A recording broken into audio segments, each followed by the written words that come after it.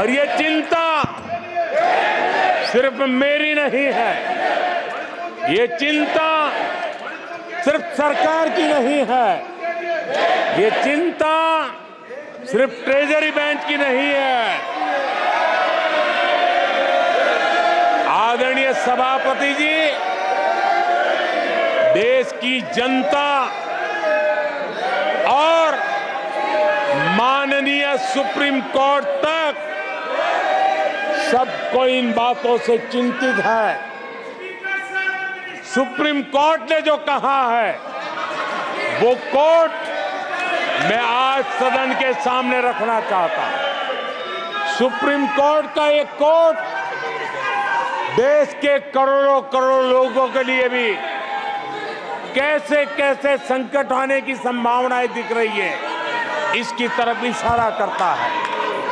आदरणीय सभापति जी, supreme court ने अपने एक जजमेंट में बड़ी गंभीरता पूर्वक कहा है, और मैं कोट पढ़ता हूं, ऐसा लगता है इस महान देश की प्रगति पर, ऐसा लगता है कि इस महान देश की प्रगति पर संदेह प्रकट करने, उसे कम करने और हर संभव मोर्चे पर उसे कमजोर करने का एक ठोस प्रयास किया जा रहा है।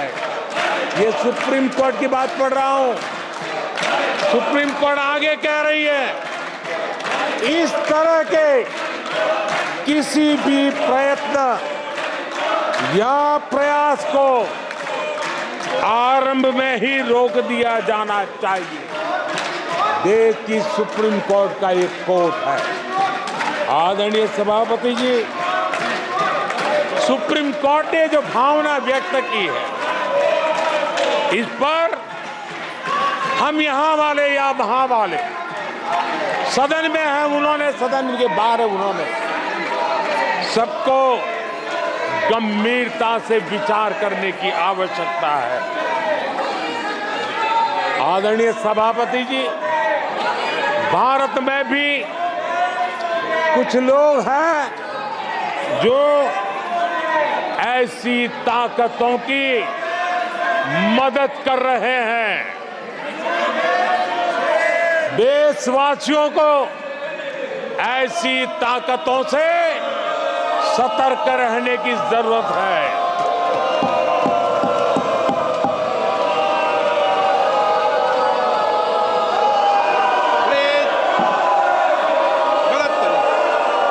आदरणीय सभापति जी,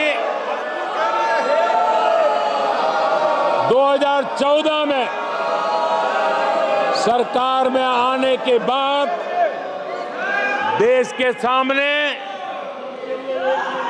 एक बहुत बड़ी चुनौती कांग्रेस के साथ ही कांग्रेस का इकोसिस्टम भी रहा है। ये इकोसिस्टम से मिली खाद पानी, इसके दम पर ये कांग्रेस की मदद से ये इकोसिस्टम 70 साल तक फला फूला है। मैं आज सभापति जी इस इकोसिस्टम को चेतावनी देता हूं। मैं इस इकोसिस्टम को चेताना चाहता हूं।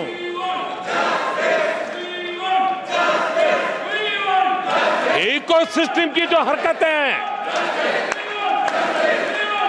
जिस तरह इकोसिस्टम ने ठान लिया है कि देश की विकास यात्रा को रोक देंगे, देश की प्रगति को डिरेल कर देंगे, मैं आज इकोसिस्टम को बता देना चाहता हूं, उसकी हर साजिश का जवाब अब उसी की भाषा में मिलेगा।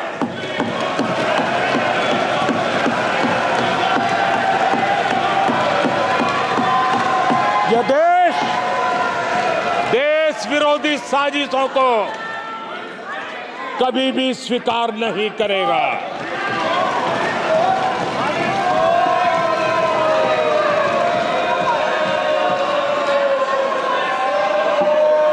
आदरणीय सभापति जी,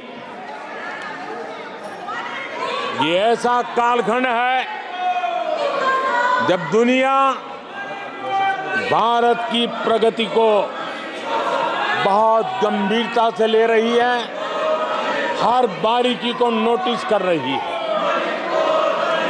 आदरणीय सभापति जी, अब चुनाव हो चुके हैं।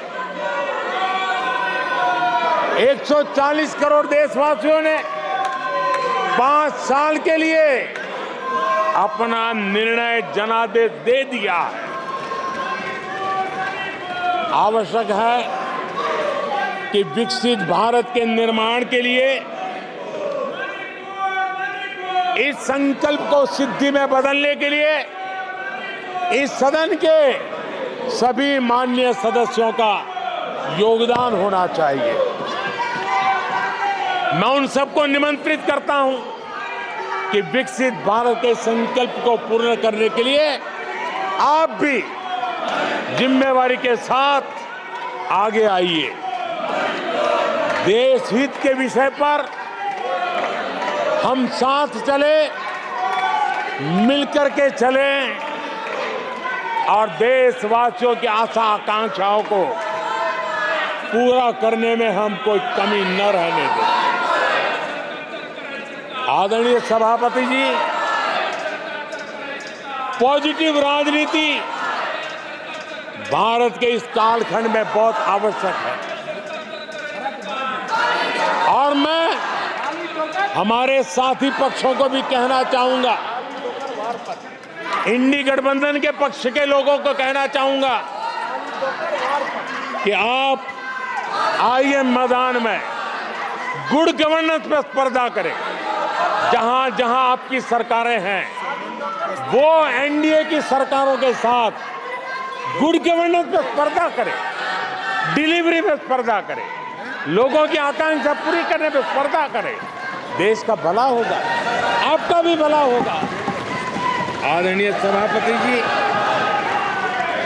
आप अच्छे कामों के लिए एनडीए के साथ स्पर्धा करें। आप रिफॉर्म्स के मामले में हिम्मत करें। जहां जहां आपकी सरकारें हैं वो रिफॉर्म से कदम बढ़ाएं और वो विदेशी निवेश को आकर्षित करें। अपने अपने राज्यों में विदेशी निवेश ज्यादा आए, इसके लिए प्रयास करें। उनको ये अवसर है, उनके पास राज्यों में कुछ सरकारें हैं और इसके लिए वो भाजपा की सरकारों से स्पर्धा करें, एनडीए की सरकारों से स्पर्धा करें, सकारात्मक स्पर्धा करें।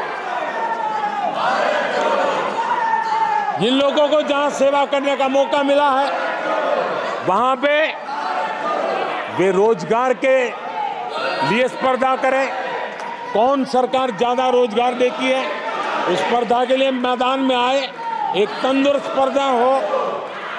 साथी आदरणीय सभापति जी, हमारे यहां भी कहा है कि गहना कर्मणो गति ही, गहना कर्मणो गति है, यानी कर्म की गति गहन है। इसलिए आक्षेप, झूठ, फरेब, डिबेट ऐसी जीतने के बजाय कर्म से, कुशलता से, समर्पण भाव से, सेवा भाव से जरा लोगों के दिल जीतने के लिए कोशिश होनी चाहिए। आदरणीय सभापति जी, मैंने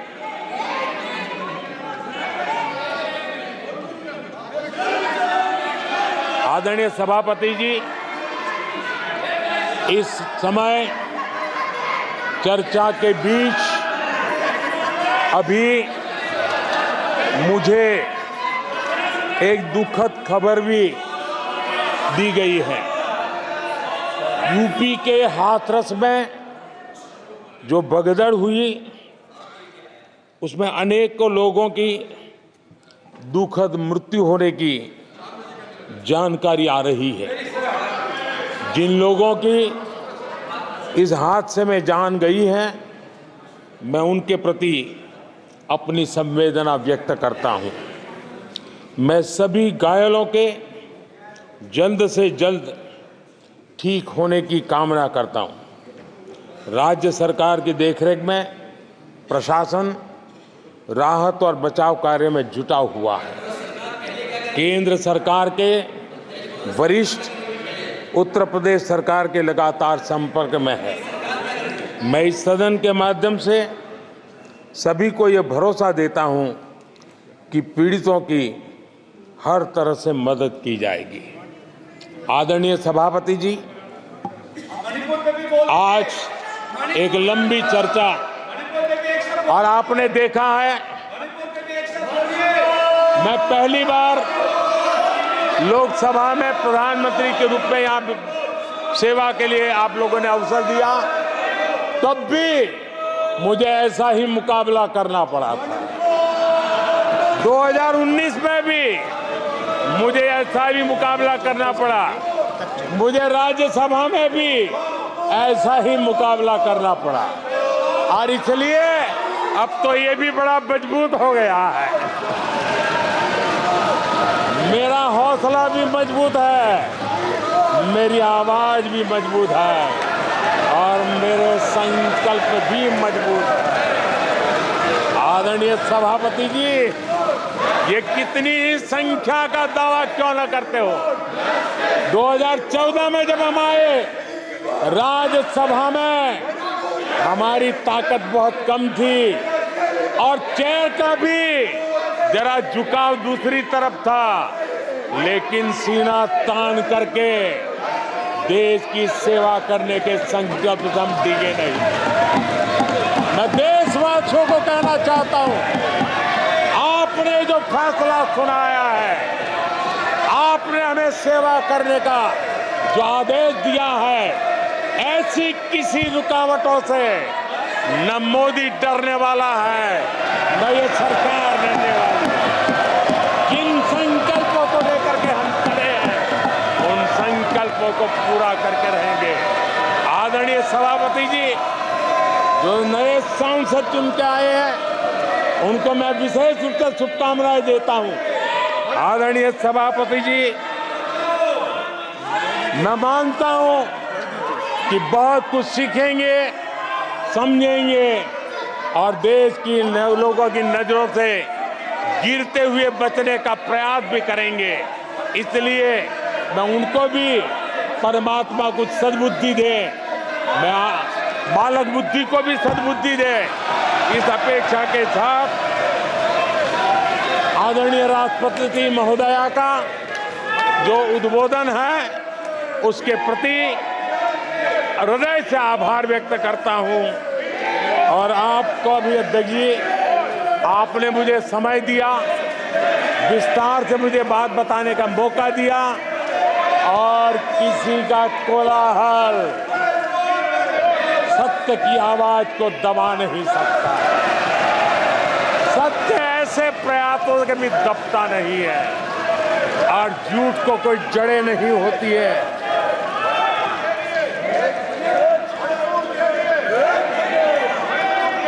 आदरणीय सभापति जी,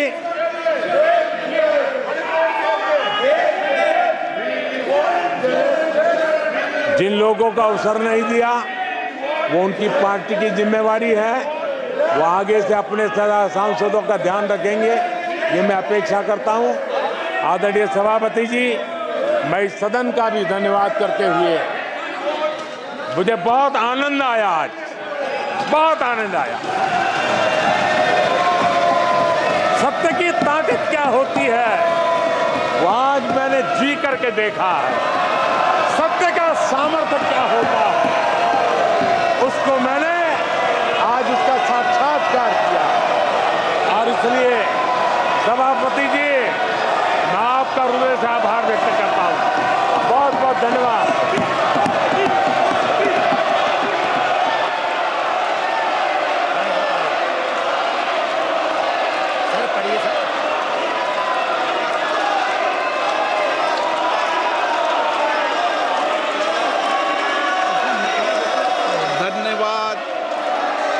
प्रस्ताव पर सदस्यों ने अनेक संशोधन प्रस्तुत किए हैं।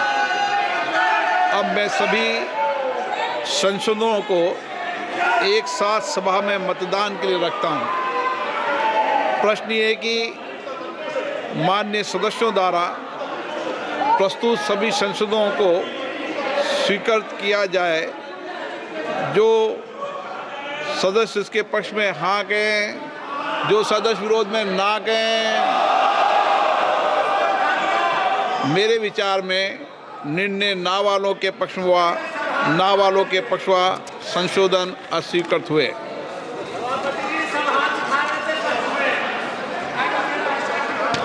अब मैं राष्ट्रपति के अभिभाषण पर धन्यवाद प्रस्ताव को सभा के मतदान के लिए रखता हूं। प्रश्न ये कि महामहिम राष्ट्रपति जी की सेवा में निम्नलिखित शब्दों में एक समावेदन प्रस्तुत किया जाए कि इस सत्र में समवेत लोकसभा के सदस्य महामहिम राष्ट्रपति जी के उस भाषण के लिए जो उन्होंने 27 जून 2024 को एक साथ समवेत संसद की दोनों सभाओं के समक्ष देने की कृपा की, उनके अत्यंत आभारी हैं। जो सदस्य इसके पक्ष में हैं वह हाँ कहें, जो विरोध में ना कहें। मेरे विचार में निर्णय हाँ वालों के पक्ष में, निर्णय हाँ वालों के पक्ष में प्रस्ताव स्वीकृत हुआ। माननीय रक्षा मंत्री जी। अध्यक्ष जी, राष्ट्रपति जी के अभिभाषण के दौरान धन्यवाद प्रस्ताव पर जब चर्चा हो रही थी, उस समय जब प्रधानमंत्री जी का संबोधन चल रहा था, जिस प्रकार से विपक्ष के द्वारा संसदीय मर्यादाओं का लगातार तार जिस तरीके से किया गया है, मैं यह प्रस्ताव करता हूं कि इस कृत्य की यह पूरा सदन भर्त्सना करता है।